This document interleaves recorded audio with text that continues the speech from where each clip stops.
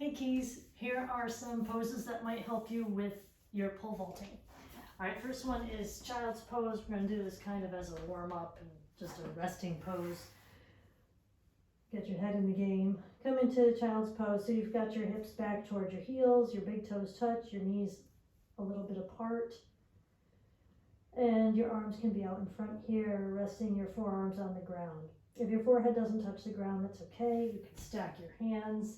Put your forehead there. You can make fists if you need it a little higher. And I know your sisters and your mom have yoga blocks. You could always put your head on a block as well. All right, so rest here and let your spine relax, breathing into your back ribs. One of the things that you'll need for a good pole vault is patience. The patience to ride, I don't really know the terminology, but to ride the pole up and stay upside down for a while and not rush the whole technique, the whole trip, from your feet to your landing. So feel your breath here. Like I said, pulling it into the back ribs, imagining or watching that the breath is coming in through the nostrils, down the back of the throat, into the lungs, causing the back ribs to bellow out. And on the exhale, the ribs contract and the lungs expel the air up through the back of the throat and out the nose.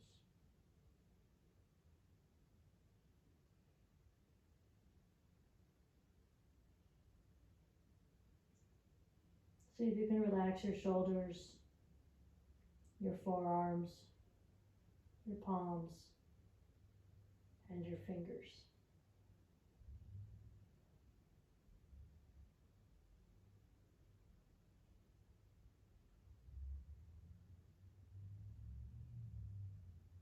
And gently come up. So as you probably know in yoga, we always try to move smoothly. There are times where you might move sharply, but that would always be pointed out. For the most part, we're going for smooth movement. All right, so first one is Cobra Fujangasana. So you're gonna come down onto your belly, take your hands right next to your chest. Make sure those fingers are back in line with your chest. Legs are hip width. Legs are parallel, meaning big toes and little toes reach back. All right, and on an inhale, you lift up just your front body, lifting up your chest and your head. Almost no weight on the hands. You can see I can almost lift them off the floor.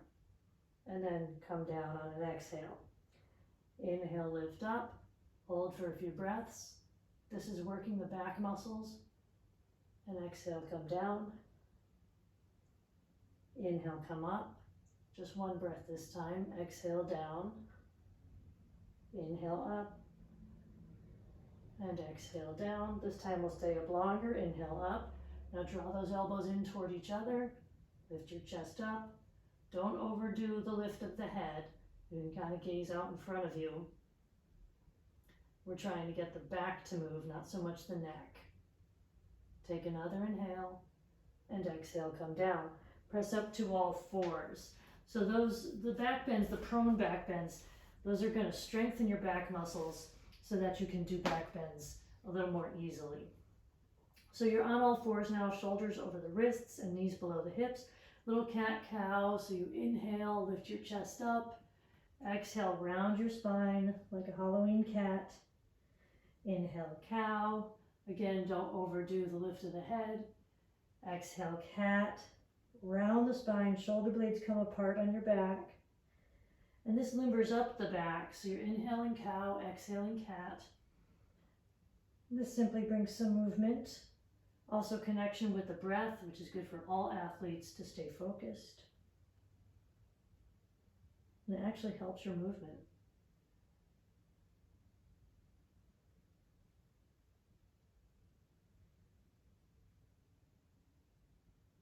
Try to use your whole inhale to get to cow and your whole exhale to get to cat.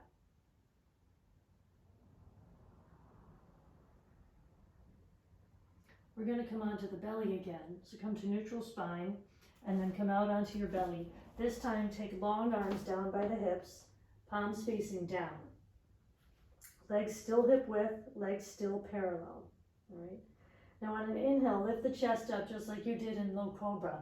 Lift up the arms and then lift up both straight legs like Superman. Take another inhale and on the exhale come down. So the legs are staying straight. On an inhale, lift up. This activates the hamstrings, the backs of the legs. Exhale, come down. Also activate your back muscles a little bit higher in the spine than cobra did. So you're working more the middle back here. Inhale up. Draw those shoulders back. Exhale down. Inhale up. So we're warming the hamstrings up because we're going to stretch them in a sec. Inhale up. Exhale down. This time stay up. Inhale. Draw your shoulders up and away from the ground, reaching through the fingers. Not too much tension in the feet or the hands. Take another inhale and exhale, come down. Come onto your back, and if you have a strap or something that can be used as a substitute for a strap, you can use a belt or even a bath towel, bathrobe belt. All right, you can take the belt over your left leg straight up to the sky, right leg on the floor. Now, if your hamstrings are tight, you can bend this top knee. I actually would like for you to bend that top knee if your hamstrings are tight. Okay. And then simply draw the leg a little bit closer to you. And you can lengthen this leg and bend it if that helps loosen up the hamstring. Gentle lengthen and bend.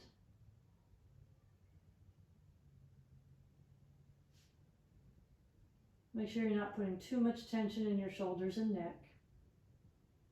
And then come to stillness with that leg as straight as is comfortable. A little stretch is normal, but I don't want you to be locking up. If you feel your breath stopping, if you feel you're holding your breath or you're locking your jaw, then bend your knee a little more. Then bring this knee into the chest, pull it in tight, give it a hug. And then place that foot down. We'll switch the strap to the right foot. Right leg up, left leg long on the floor. And then your little bend and straighten.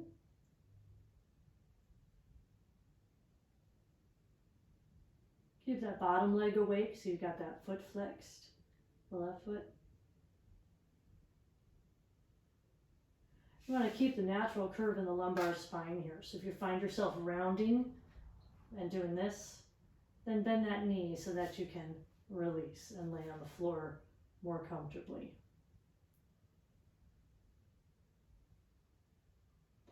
Then find your stillness, whether that leg is straight or bent. Stay here, flexing both feet. You may feel a calf stretch too, that's cool. And then bring this knee into the chest, give it a hug, and place it down. Move your strap aside, turn to one side, and come on up to a seated position. Keep your strap with you. I'm going to sit. I feel a lot more comfortable sitting up on a blanket or two, so I recommend you do the same. You can also sit on a block. This is going to be to warm up the shoulders a bit, getting ready for working the upside down position of the pole vault. So strap behind your back. You can start with the hands shoulder width or a little bit wider. This really depends on your shoulder flexibility. So somewhere where you're going to feel a stretch when you straighten those arms back, but where you're not going to, again, lock up in the jaw or have to hold the breath. So we're going to take the arms back and turn the palms away from each other. And now you can see I'm coming into cow spine, just like when we did cat-cow. I'm lifting the heart into a back bend. And then I'm going to internally rotate the arms and round the spine. So now the palms are facing back behind me and then maybe even away from center. Rounded shoulders. And then inhale, lift the chest, externally rotate those arms, palms facing forward and away. And then exhale, internal rotate the arms, round the spine, palms facing back and away. And keep going. You're inhaling cow, exhaling cat. A little strengthening of the shoulders and warming up the shoulders, limbering.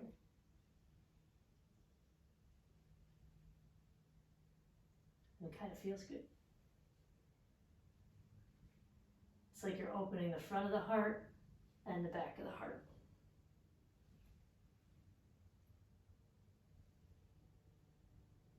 All right, let's put that strap aside. Come on to your back one more time. Watch me for a moment. So I'm going to be in constructive rest. That means knees bent, feet on the floor. All right. Now I'm going to bring the knees up into the chest. Now, I'm going to tap the toes down and bring the knees back up. But you can see I can easily do it like this, right? But I want to work the abdominals. So I'm working the scoop of the belly. So from here, I'm going to let the pelvis tilt until the toes tap. And then I'm going to curl the tailbone up and let the legs go for the ride. Okay, so I'm not moving the legs are actually riding the position of the pelvis. So then again, I tilt my pelvis down till the toes touch, and then scoop tailbone up, and then pelvis tilts and pelvis tucks. And you can feel this in the very low abdominals, I'm sure. It's a difficult position, exercise. So if you haven't started yet, go ahead. You're on your back, your neutral pelvis, and then you're going to bring those toes down until they tap, and then tuck your tailbone under and lift it up. And then down and up. Let's do two more. Down, scoop, tilt, and scoop. Good. Pull your knees into your chest. Take a little rocking side to side. Turn to your side. Come on up. Now you have the option to try Bakasana, which is going to activate your abdominals even more. And this is for the ride up when you're, I think you called it driving, right? When you're driving and your feet start to come up. So this pose, I have this bum wrist, so it's a little hard for me to demonstrate, but we're going to be in a squat. And the hands are going to be shoulder width. You can see I'm placing my knees and shins on my outer upper arm, okay? Some people prefer to place them on the back of the arm, up to you. All right, if you're not sure which, I would try outer arm first. Now look forward, because as you know from whatever gymnastics experience you had, if you look down, you will roll over, all right? So look forward, lift your hips, set your hands, bring your weight forward, and then maybe you can take one toe off the ground and tuck the heel up to the bum. And then you can try the other side. And then take a break. And then if you want, you can try to lift off. So you bring your weight forward, you set your legs on your outer upper arms, and you squeeze your arms into, you squeeze your legs into your arms. The elbows are pinning toward each other. Sometimes people push their elbows away, but elbows are pinning in. And you bring your weight forward, and maybe you can bring both feet off the ground. Sorry, my wrist is hurting. Pulling those feet up towards your bum. And you've got that rounded position that we practiced on the back. Okay? So you can try that and see if you can hold it for a few breaths. All right? Then bring your legs around in front of you. Legs together. Lean back. So in this one, we're going to try to keep the back straight. All right? So you lean back till your feet come off the floor. Lengthen the legs. If that's difficult, you can always start with the knees bent. All right? Reach the arms forward. This is boat pose, Navasana. So these arms are the oars of the boat. All right? And eventually you lengthen the legs. Try to keep the legs parallel instead of turned out, like a ballet dancer. And then Lift your heart so that you don't round your spine here. Broad collarbone, and you can look just over your toes.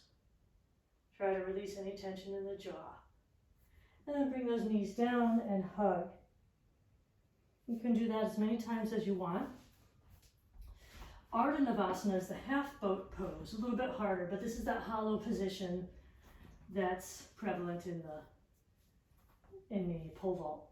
So from your boat pose with bent knees, reach those arms forward. Now we're going to come into a hollow position so your legs go long, and now you're actually rounded in the spine, and you're much lower. You're reaching forward with those arms. And then come up, knees to chest, drop your head.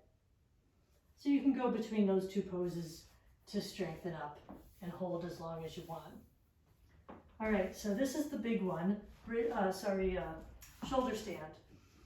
You will need blankets for this. You can't do it without blankets. So I hope you have blankets. I'm sure you have blankets in your house. All right, the firmer the blanket, the better, right? Puffy, cushy ones are not as good. All right, I've got 3. I often use 4. I'm gonna stack them so that the folded edge is toward the head, okay? Now, but my arms are gonna be on this blanket and it's a little bit slippery, so I wanna use the sticky mat. So I'm gonna flip the mat over. So fringe edge is over here, sticky mat on top, folded edges over here, and this can be the bare floor. Here, I can take this out of here. It's just my pad. But the bare floor is good. Bare floor is good because your hair won't stick to it. If your hair is on the sticky mat, it'll stick to it. And that's no good because it can affect your neck. So I'm going to set the block here. You don't really need it, but it's a nice launching pad, so you don't have to work too hard to get your legs over your head.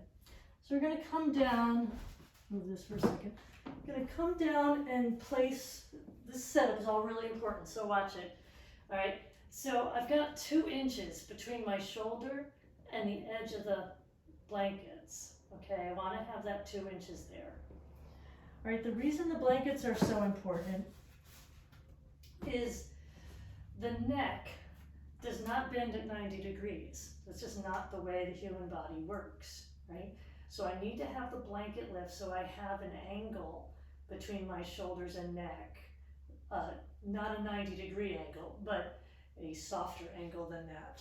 All right, I'm gonna put the block right underneath my bum. All right, this is gonna make it easier to get my legs overhead. So again, I've got that 2-inch edge here, the lip, and then I'm gonna bring the legs overhead, hands on the low back. All right, you can kind of pull your shirt up because your hands on your bare back will be easier to work with.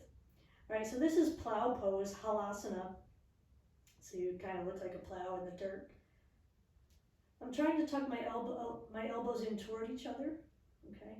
I have tight shoulders, but you probably have more access than me. So elbows toward each other. And then I'm going to take one leg up into the air, and then the other leg up into the air, and I'm supporting my low back. So here is your, I think it's called the drive in the pole vault, right? This is the position that you're looking for. When I look at the Olympic level pole vaulters, they ride in this position for some time, all right? Now, what they really ride in though is Parsva, the side shoulder stand, all right? So watch, I'm twisting. See me twisted to the right there? Okay, so depending on which side you are, I don't know which way you twist when you go up. I think you might twist to the left. So you can twist that way, and then take some time here, hang out, and keep pulling the elbows in toward each other so that you're very tall in your spine. But feel this position, because this is the one you need to hang out in. And of course it's scary, because you're very high in the air and upside down. But this is the one you're looking for. You close your eyes and feel it. imagine you're driving your toes up and up and up. You can even open your eyes and imagine the bar that you're going to be going over, just up there beyond your feet.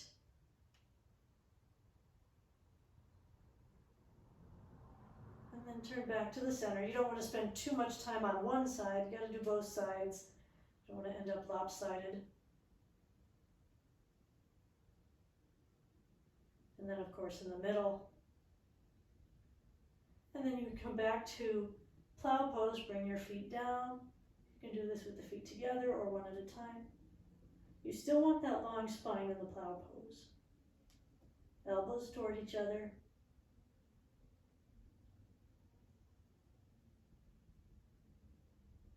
And then to come down, lengthen your arms. And slowly, this is where the block is really helpful. Come down, and the block will stop you from flopping. Take a moment, knees into chest. Let your head hang back onto the floor. And then place your feet down on the ground. Lift up to take the block out. Hips down. Turn to one side to come up. Then undo your mat and your blankets. Move them off to the side. So now we're going to come into Sarvangasana, Setubandha Sarvangasana. So shoulder stand is called, that supported shoulder stand with the hands behind is called Salamba Sarvangasana. And this is Setubandha Sarvangasana, bridge pose.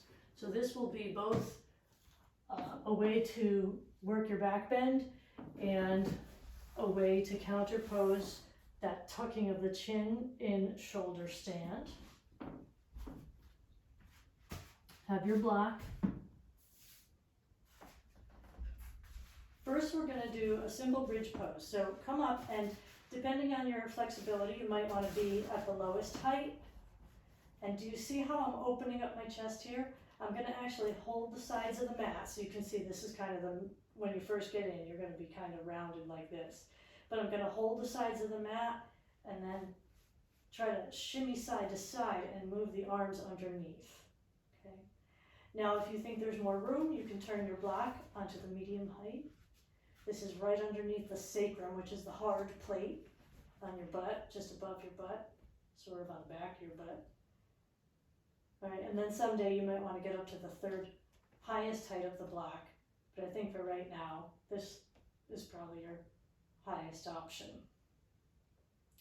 So here you've got that same tuck of the chin that you had in shoulder stand, but it's a lot less intense.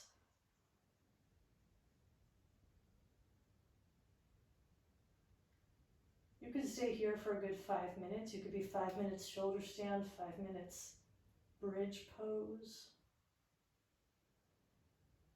But any amount that you do will be good. You can probably feel a gentle stretch on the belly. It's a good feeling. And you're tucking your shoulder blades or seating your shoulder blades up against your back, bringing your chest towards your chin.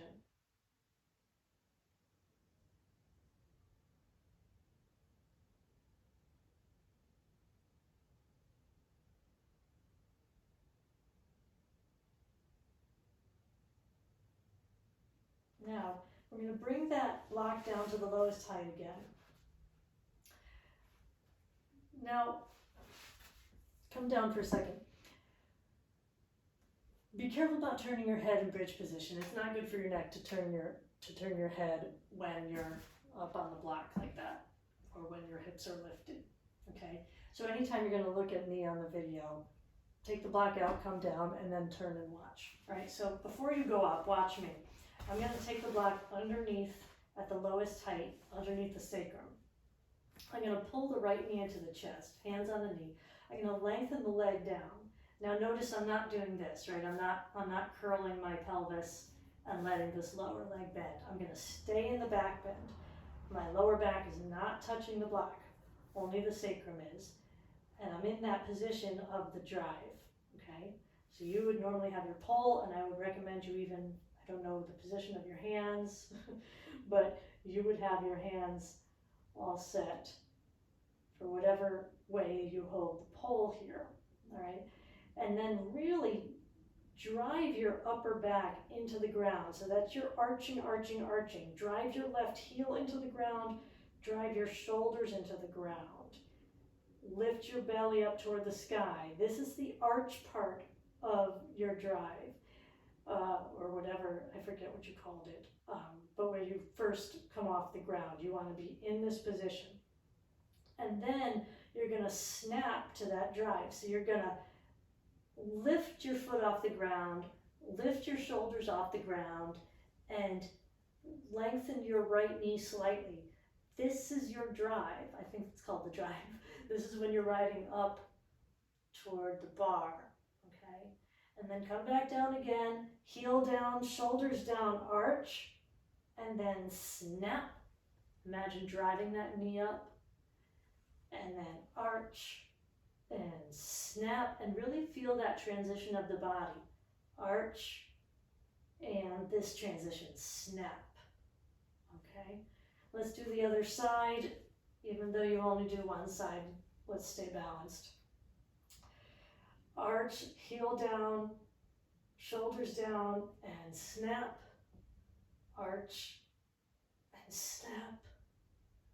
Arch, snap, arch, and snap. Very nice. Let's come back to that bridge pose. Maybe you want to go higher on your block. Hold the sides of your mat, tuck your arms underneath, soften at the throat, and ground the big toes.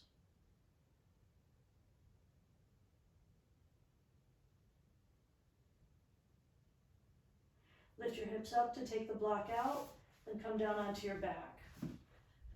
Pull your knees into your chest, give yourself a hug, and a little rocking side to side.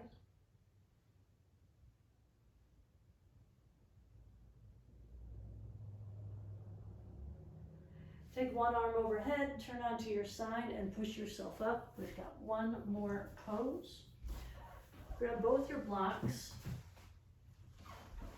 legs hip width, blocks down by your feet. We're coming into a rounded forward fold, okay? So, hands on your blocks, but now instead of folding forward as far as you can, I want you to round your spine into the cat back and reach your middle back toward the wall behind you as your head reaches forward.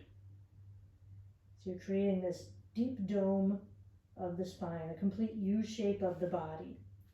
This is you clearing the bar, right? You can imagine that bar is right at the hip belly area, and you're clearing it by pulling your belly back, drawing your back toward the wall behind you, and deepening the dome of the spine.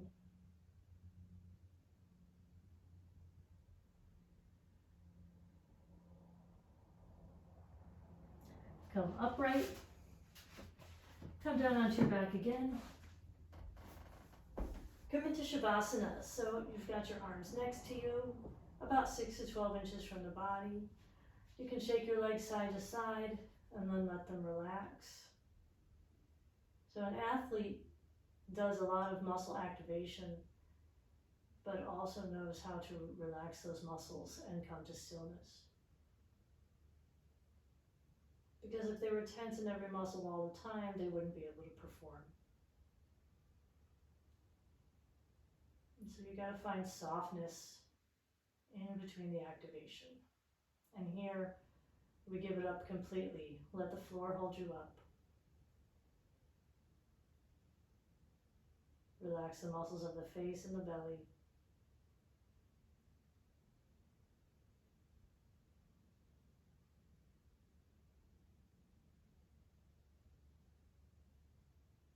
And go back to that concept of patience. And you can use imagery here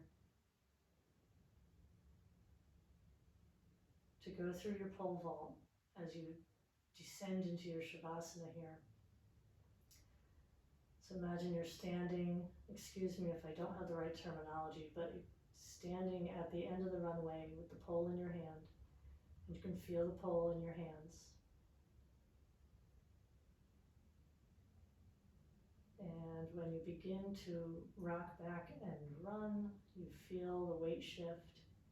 You feel the feet as you run. You see yourself getting closer. The setup is getting closer and closer to you as you run toward it. You plant the pole.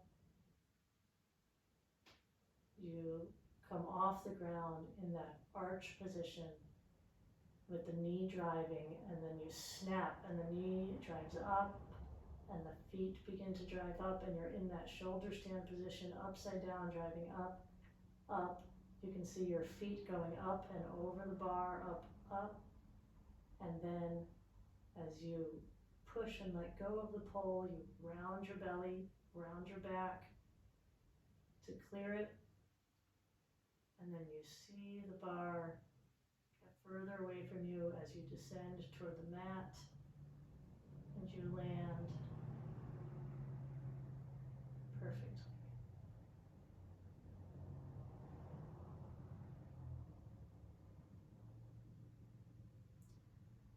You can run through that one more time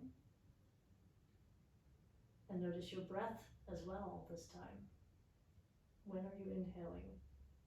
When are you exhaling?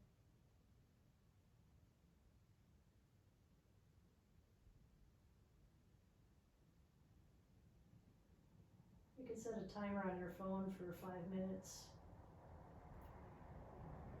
I would say after you run through your pole vault twice, let yourself rest. You can always do that imagery anytime. But do let yourself rest here with nothing to do, nothing to think about. And when the thoughts come, just let them kind of float by, like when a cloud floats by in the sky.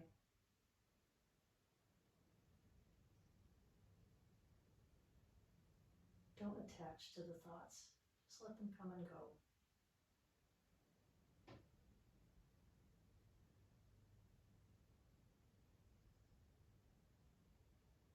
Little vacation for your brain and your body.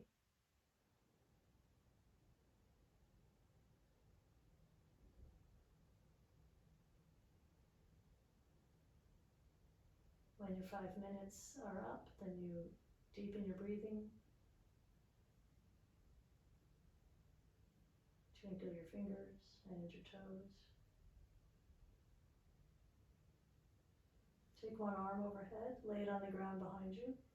Turn onto that side, resting your head on your arm.